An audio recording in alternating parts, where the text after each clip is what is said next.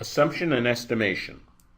On the GRE, what are we allowed to assume from diagrams and what are we not allowed to assume? First of all, we are always allowed to assume that lines that look straight actually are straight. So suppose we're given this diagram. It certainly looks as if, as we go from B to A to C, what we have is a straight line. Well, technically, if someone wanted to fool us, instead of being exactly 180 degrees, the angle at A could be, say, 179.9 degrees, and it would look straight to us, but there'd be a slight bend at A. Well, we are guaranteed the GRE is not going to play that trick.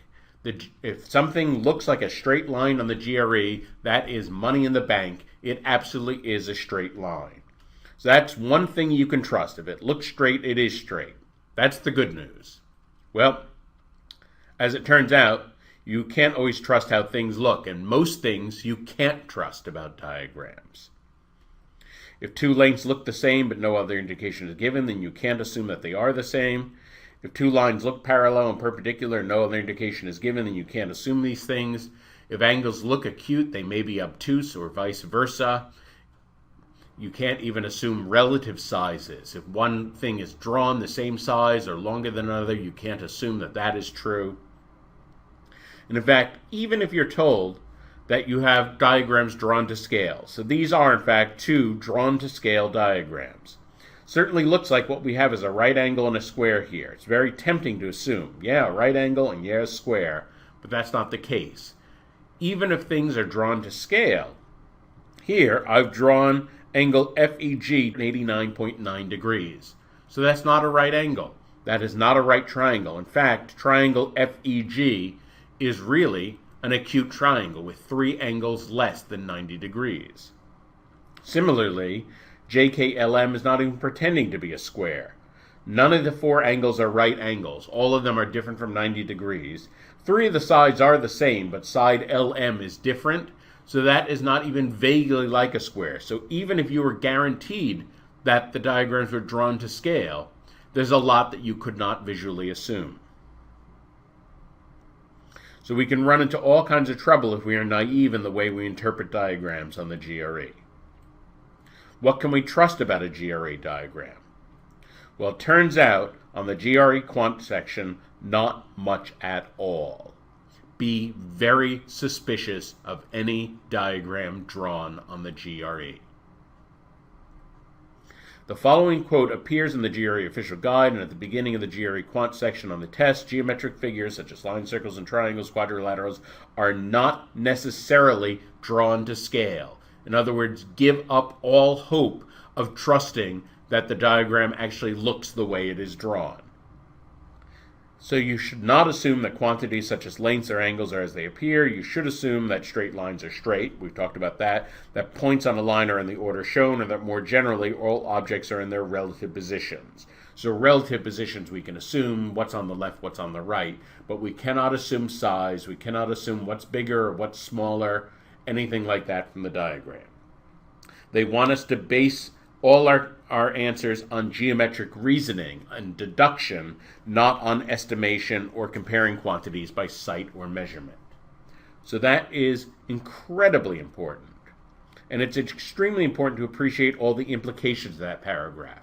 For example, suppose the GRE gives us this diagram for a question. Certainly looks like a square, doesn't it? What the GRE is doing is they're baiting you. They're baiting you to make the assumption that, yes, what you have there is a perfect square. If they draw that diagram, there's no guarantee that the shape actually looks that way.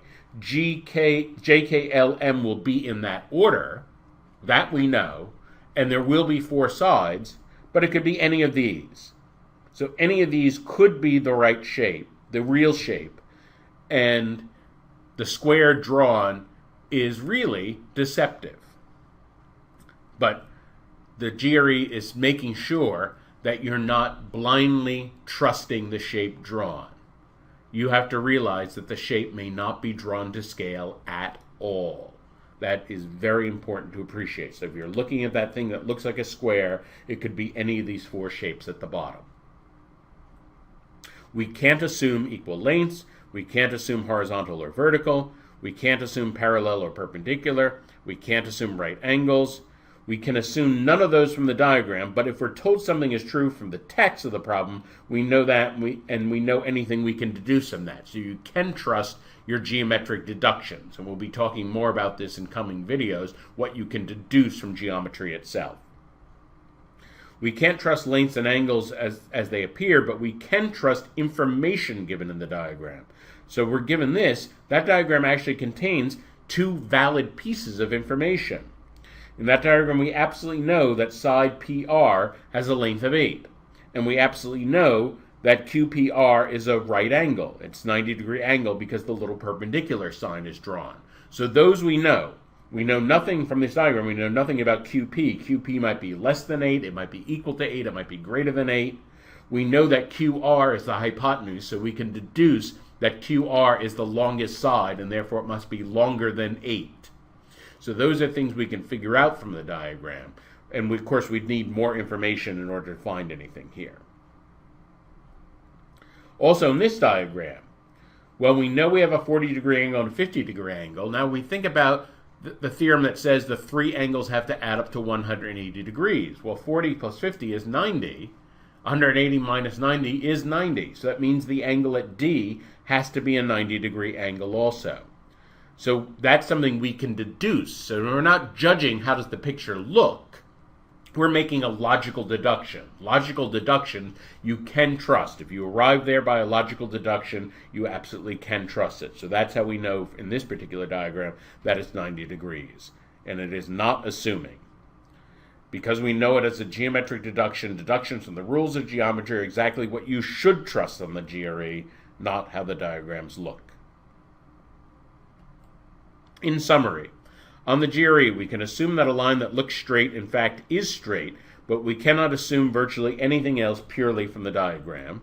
We must rely on the facts and relations specified in the problem text or in special symbols in the diagram. The GRE will lay traps, giving misleading diagrams and encouraging naive students to fall into unwarranted assumptions. Do not naively trust the diagrams on the GRE. That's the big takeaway.